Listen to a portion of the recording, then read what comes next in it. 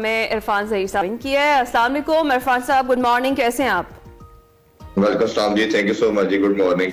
इरफान, आपको लगता नहीं है कि अब जो हालात हो गए हैं, अब this is the right time for the major surgery, जिसके बारे में बात की जा रही थी बड़े अरसे से लेकिन हुई नहीं। वो खाड़ पचाड़ थोड़ी बहुत तो हुई, लेकिन अब एक बड़ी सर्जरी की वाकई जरूरत है। देखिए, अनफॉर्चुनेटली पहले भी उखाड़ पिछाड़ तो कुछ भी नहीं हुआ। आप T20 वर्ल्ड कप के बाद हारे सर्जरी का जिक्र किया गया, वहाब रियाज को हटाया गया, कोचिंग और वो सारे रोल में थे, जूनियर मैनेजर के रोल में थे, सीनियर मैनेजर के रोल में थे। 1-2 मंथ का रेस्ट दिया गया, उसके बाद दोबारा वो बोर्ड में ही थे, थोड़ा सा हटाया गया, बैकफुट पे लाया गया। अब वो डायरेक्टर है मेंटोर्स के, अब्दुल रज़ाक को हटाया गया, सिलेक्शन कमेटी में थे वो। अब जो पावर हिटिंग कैंप है वो चल रहा है, उसके वो हेड है। तो हटाया किसी को नहीं गया, चेयरों को चेंज करके उनको डिफरेंट रोल दे दिया गया, और अभी भी कोई खास लगता नहीं है कुछ होगा, क्योंकि कुछ ऐसी कोई चीज आपका मतलब है हटाया नहीं गया, खामोश कराया गया? खामोश नहीं किया गया। उनको लगता ये है पाकिस्तानी जो अवाम है इसकी बड़ी शॉर्ट मेमोरी है, हाँ। और ये थोड़े बाद ये भूल जाएंगे, और फिर जैसे ही भूल जाएंगे हम आपको दोबारा ले आएंगे। तो ऐसे ही हुआ कि आपने रखा, और बताना चाहिए था ना। देखिए, बताया भी कुछ नहीं गया कि अगर मैं ये नहीं कहता कि उन्होंने गलत किया था या ठीक किया था, क्या किया था। अगर हटाया था तो रीजन बतानी चाहिए थी कि इन्होंने ये चीजें गलत की, हम इनको काउंटेबल ठहरा रहे हैं। तो काउंटेबिलिटी का सिस्टम तो पूरे पाकिस्तान में नहीं है, किसी इदारे में नहीं है, किसी कल्चर ही नहीं है हमारा कि किसी को तो अकाउंटेबिलिटी की जहां पर बात आती है, जो बाहर से कोचेज आ रहे थे वो बार बार मेंशन कर रहे थे इस बात को कि ऐसा सिस्टम चल रहा है जिसमें वो कुछ कर नहीं सकते हैं और हेल्पलेस फील कर रहे थे, और जिस काम के लिए उनको बुलाया गया था वो भी नहीं वो कर पा रहे थे, लेकिन उनको ही निकाल दिया गया। इस पर आप क्या कहेंगे? देखिए, आपका पूरा ओवरऑल जो सिस्टम है वो पोल्यूटेड है। आपने 1.5 साल के अंदर 4-5 चेयरमैन पहले चेंज किए, फिर आपने 28 के करीब सिलेक्शन कमेटी के मेंबरान को चेंज किया, 6 हेड कोच चेंज किए। तो जब इतना ज्यादा केओस होगा, इतना ज्यादा प्रॉब्लम होगी, 2-3 कैप्टन चेंज किए, तो डेफिनेटली उसका टिकल डाउन इफेक्ट आता है। लेकिन इस सारे मामले के अंदर चाहे जो कुछ भी होता रहा, ये लड़के जो है 14-15, इनका जो कोर था, इनका जो ग्रुप था वो सेम था, और इन्होंने जो एक आपस में एका किया हुआ था, और इन्होंने एक जो ग्रुपिंग की हुई थी पहले, और एक अपना स्टांस था कि हमने खेलना है, किसी दूसरे नए बंदे को आने नहीं देना। 2023 से मैं ये हमेशा बताता जा रहा हूँ, डिफरेंट अपने शो में भी और बाकी शोज में ये बात कर रहा हूँ। ये पाकिस्तानी क्रिकेट का डिबैकल स्टार्ट हुआ था जब सरफराज अहमद को हटाया गया, और जिस तरह पाकिस्तान को उन्होंने चैंपियन ट्रॉफी जिताई, 2 साल T20 में नंबर 1 रखा, एक सर्टेन ग्रुप आया, उन्होंने हाईजैक किया पीसीबी को, उसके बाद उन्होंने सरफराज को हटा के बाबर को कप्तान लगाया। पाकिस्तानी क्रिकेट का डिजास्टर उधर से स्टार्ट हुआ।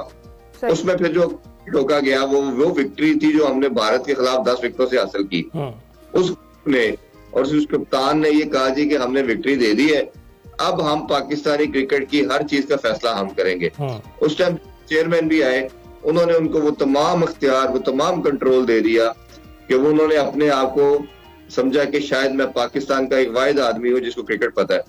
उन्होंने फिर उस जात का उस तरीके से पाकिस्तानी क्रिकेट को डैमेज किया जिसकी कोई मिसाल नहीं मिलती।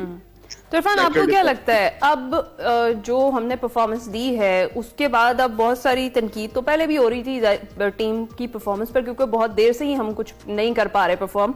अब जो बदतरीन शिकस्त हुई है, इसके बाद अब किसको रिस्पॉन्सिबल ठहराया जाएगा इस हार का? और आपको क्या लगता है, जिस तरह हर बार किसी ना किसी को बली का बकरा बनाया जाता है, इस बार किसको बनाया जाएगा? किसी को नहीं बनाया गया, पहले भी किसको बनाया गया? किसी एक बंदे को भी नहीं बनाया गया। अभी भी देखिए, 2 चीजें थी।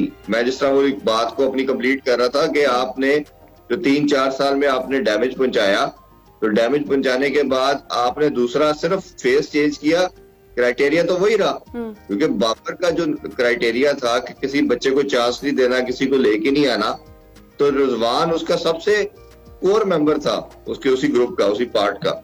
तो बाबर को हटा के रिजवान आया, वही माइंडसेट था, वही सब कुछ था। और दूसरा, अगर अकाउंटेबिलिटी की आप बात करें तो सबसे पहले तो सिलेक्शन कमेटी सबसे बड़ी अकाउंटेबल है कि पूरा पाकिस्तान रोता रहा कि खुदारा 2 स्पिनर ले जाए, एक और स्पिनर ऐड कर ले, ओपनर की जगह ओपनर प्लेस करें। पूरा पाकिस्तान एक तरफ और वो जो 4-5 लोग थे वो एक तरफ थे। उन्होंने कहा जी हम ये हो ही नहीं सकता। आपने इंटरव्यू में बड़ा अच्छा वर्ड यूज किया था कि अपनी हठधर्मी, अपनी जिद की वजह से, ये सिर्फ जिद थी। और मेरे सोर्सेज के मुताबिक कि चेयरमैन ने 1-2 दिन पहले कहा भी कि आपने टीम चेंज करनी है तो कर लें। हाँ। तो इन्होंने 1 घंटे की मीटिंग करके कहा जी नहीं यही टीम जाएगी। जब आप दुराना की खातर, कप्तान जो है ना इस सिलेक्शन कमेटी के बाद जो सेकंड बंदा है, जो सबसे बड़ा अकाउंटेबल है, वो कप्तान है। और अगर ये मैनेजमेंट जो है या चेयरमैन भी कुछ नहीं करते तो ऑब्वियसली वो भी समहाउ इसका पार्ट बन जाएंगे। लेकिन ना जब यहाँ पर होते हैं, आप किसी चीज को चेयर कर रहे होते हैं तो आपने तमाम चीजों को एड्रेस करना होता है, क्योंकि आपका विजन, आपकी आई सबसे बेहतर होनी चाहिए। अगर आप चीजों को एड्रेस नहीं करते, और मैं हमेशा बात करता जा रहा हूँ 2-4 दिन से कि अनफॉर्चुनेटली हम वन स्पोर्ट नेशन है, और क्रिकेट सिर्फ एक स्पोर्ट नहीं है। खुदारा इस चीज को समझने की कोशिश करें। और भी बहुत सी स्पोर्ट्स हैं जहां पर ये, लेकिन इस वक्त इरफान इस क्रिकेट की बात हो रही है, क्योंकि हमारे पास एक ही स्पोर्ट बची थी जिसकी तरफ तमाम कौम की नजरें थी, और उसका भी ये हाल इन्होंने किया है। आप देखें कि मेरिट पर बात होती है कि क्रिकेटर्स मेरिट पर खिलाएंगे, और मेरिट पर खिलाने की कोशिश की जा रही थी, लेकिन हमारी इंतजामिया कौन सी मेरिट पर आई है जिसको क्रिकेट का पता हो और वो खिला सकें? तो ये बताइएगा, अगर आपको मौका दिया जाए तो आप क्या करेंगे? पूरी जो क्रिकेट टीम है उसको स्वैप करेंगे, या फिर कुछ खिलाड़ी बरकरार रखेंगे और कुछ इंडक्शन नहीं लेकर आएंगे? देखिए, दुनिया सारी में ना क्राइटेरिया ये होता है। मैं पहले वो लास्ट एक लाइन में कंप्लीट करना चाह रहा था कि ये पूरी नेशन को यूनाइट करती है, पूरी नेशन को प्लेयर प्रोवाइड करती है, पूरी नेशन को आपसे कहते हैं जोड़ती है। तो इसलिए मैं इसको इसलिए सिर्फ स्पोर्ट नहीं लेता। बाकी जो आपका भी क्वेश्चन है, मेरा ख्याल है बड़ा सिंपल फंडामेंटल है। आपने अगर इस स्पोर्ट को बचाना है, क्योंकि जब आपका कनेक्शन आपकी आवाम के साथ टूटता है वो विक्ट्री से टूटता है। जब विक्ट्रीज मिलना बंद हो जाती है तो आवाम का और जो स्पोर्ट का कनेक्शन टूटता है, वो स्पोर्ट्स ऑब्सोलीट हो जाती है, जैसे हॉकी और स्क्वॉश के साथ। अब करने का बड़ा सिंपल मेथड है। आप सिलेक्शन कमेटी को बैठाएं, कप्तान को बैठाएं, आप इन सीनियर प्लेयर को कहेंगे जी आपने 3-4 साल आपने ये काम किया और आपने कुछ पाकिस्तान को विक्ट्री नहीं दिलवाई। आप क्रिकेट की रॉक बॉटम को आपने हिट करवाया। पूरी दुनिया 350 की क्रिकेट खेली, आप 250 से ऊपर ही नहीं जा रहे। ये दुनिया क्रिकेट है जिसमें 162 बॉलें डॉट खेली जा रही है, 152 बॉल्स आप डॉट खेली। दुनिया में इसकी मिसाल नहीं मिलती। मैं कहता हूँ रन से हार जाए, आखिर किसी टीम ने 2 खेलनी है, एक ने जीतना है, एक ने हारना है। बट ये हारने का कौन सा मेथड है कि आप आउट भी नहीं हो रहे, आप रन भी नहीं बना रहे। एग्जैक्टली। या आप आउट होंगे या आप रन करेंगे। ये कौन सी क्रिकेट है कि आप ना मार रहे हैं ना आप आउट हो रहे हैं? जैसे T20 वर्ल्ड कप के अंदर 40 पे 40 चाहिए था, 8 विकेट आपकी रिमेनिंग है, आप बॉल रोकते रहे। सेम इसी मैच के अंदर कप्तान देखे कर रहा है। सबसे बड़ा क्रिमिनल चीज ये है, 2 चीजें। बाबर और जब इमाम आउट हुए तो कप्तान और साउथ शकील ने एक तो पहले मैच खुद हरवाया, उसके बाद आपने जो बकाया 3-4 प्लेयर थे मिडिल ऑर्डर के, उनको मैसेज क्या दे रहे हैं ड्रेसिंग रूम में कि जाके जो भी आप 10-15 बॉलें खेलेंगे उस पर आपने 35-35 करके आना है। क्या ये इंटरनेशनल क्रिकेट में होता है? कोई दुनिया में मिलती। तो ये एक क्रिमिनल नेग्लिजेंसी है, ये क्रिमिनल, मैं ऐसे तो ऑफेंस कहता हूं कि आप खुद भी बुरा कर रहे हैं और अगलों को भी बुरा करवा रहे हैं। अब करने 2-3 चीजें हैं। Coming back to your question, आप इन्हें अकाउंटेबल ठहराएं, इनको कहे जी हमने आपको फेयर टाइम दिया, सब कुछ किया, you did not perform, level नहीं कर सके, अभी आप बैठे, आप डोमेस्टिक में जाएं। अगर आप अपना माइंडसेट चेंज कर सकते हैं तो फ्यूचर में हम देखेंगे। अभी so far we don't want you any more. आपके पास टैलेंट बेतहाशा है। इनके ना सर्टेन ग्रुप है, सर्टेन एजेंट है, उन एजेंट के थ्रू इन्होंने पूरे मीडिया को भी हाईजैक किया हुआ है, सोशल मीडिया को भी हाईजैक किया हुआ है। उसके थ्रू कैंपेन करते हैं। इन्होंने 4-5 साल किसी बच्चे को चांस नहीं दिया। अगर दिया जाता था तो बाहर बैठता था, अगर आता था तो एक मैच की परफॉर्मेंस के बाद निकाल देते थे। जैसे इरफान खान न्याजी है, उस लड़के ने परफॉर्म करना शुरू किया, विदाउट एनी रीजन बाहर बैठा दिया। सुफियान मुकीम डेब्यू 4 आउट करता है, उसको रखा ही नहीं गया। फैसल अकरम मेरी नजर में हिस्ट्री का बेस्ट बॉलर बन सकता है, उसको इन्होंने किसी मैच में ओवर ही कंप्लीट नहीं करवाए।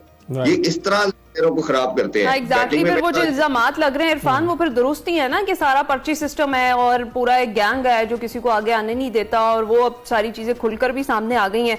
वैसे आपको नहीं लगता जो कारकर्दगी ग्रीन शर्ट्स की रही है दोनों मैचेस में, उसके मुकाबले में बांग्लादेश की कारकर्दगी जो है वो ज्यादा इंप्रेसिव थी, थोड़ी बेहतर थी इंडिया और न्यूजीलैंड के खिलाफ? देखिए, green cap, green shirt, blazer की तो वैल्यू ही नहीं ना की। जब आपका मकसद, ऑब्जेक्टिव सिर्फ सिस्टम को हाईजैक करना, वो पैसे बनाना है। इन्होंने अपने 2023 के अंदर, मैं लोगों को बार बार बता रहा हूं, 2023 में ये जब नंबर 1 पाकिस्तान बनी थी ओडीआई में, इन्होंने उसके बाद जो चेयरमैन थे उसको ब्लैकमेल किया। इन्होंने कहा जी हमारे 300% सेंट्रल कॉन्ट्रैक्ट के पैसे बढ़ाएं, हाँ जी। हम नहीं खेलेंगे। वो बेचारे कमजोर थे, कभी श्रीलंका जा रहे हैं, फिर वो उस टाइम के चीफ सिलेक्टर इंतजामुल हक को लेके गए, उन्होंने मसला हल क्या हुआ, आपने 300% पैसे बढ़ा दिए, फिर वो पैसे इनके अकाउंट में नहीं आए। पाकिस्तान 2023 का वर्ल्ड कप खेल रहा था, इन्होंने उधर से मैसेज पहुंचाया आपकी टीम हार रही है मैचेस, लड़के क्या मैसेज बोर्ड को दे रहे हैं कि हमारे पैसे बढ़ाएं, हमारे पैसे हमारे अकाउंट में नहीं आए। तो इनको शर्म आनी चाहिए कि आप नेशनल प्राइड के लिए खेले, पैसे आपके किसने खा जाने थे जब एक डिसीजन हो चुका है। फिर जैसे हफीज आया था डायरेक्टर, तो हफीज भाई ने बताया कि जी ये ड्रेसिंग रूम के अंदर बात क्या करते हैं, बात ये करते हैं कि मेरे पैसे बढ़ने चाहिए, मुझे लीग के लिए एनओसी मिलना चाहिए, यानी कि जो मैच हो रहा है उस पर कोई डिस्कशन नहीं करता। तो जब ये माइंडसेट होगा, इस तरह की सोच होगी कि पाकिस्तान को वैल्यू नहीं करते, तो आप देख लें जिसने भी इनको छेड़ने की कोशिश की है ये उसको हटा देते। वो ऐसा इन्होंने एक सिस्टम बनाया हुआ है कि हफीज को वेरी नेक्स्ट लेकिन इरफान हम सारे का सारा नजला खिलाड़ियों पर तो नहीं डाल सकते, क्योंकि यहाँ इंतजामिया ने क्या किया, एन मौके पर पूरा स्क्वाड तब्दील कर दिया और स्क्वाड के ऊपर खिलाड़ियों की सजेशंस अपनी जगह पर, उनकी सिलेक्शन अपनी जगह पर। जो आवाम कहती रही कि आप ये किन खिलाड़ियों को लेकर आए हैं, इनके तो कोई ट्रैक रिकॉर्ड भी नहीं है, कहीं पर कोई चलने वाला नहीं है, तो उसके बावजूद भी सुनी गई। तो इंतजामिया के ऊपर क्या सवालिया निशान आता है, क्योंकि हम बहुत तारीफ करते हैं, अपने शो से तारीफ करते रहे हैं जब उन्होंने ये स्टेडियम्स बनाए हैं, उसकी तज़य्युन नौ की है और उसे खूबसूरत बनाया है, जो आईसीसी का इवेंट करा है, लेकिन खिलाड़ी उनकी हौसला अफजाई नहीं हुई। ओडीआई में हमारा करियर बहुत अच्छा था।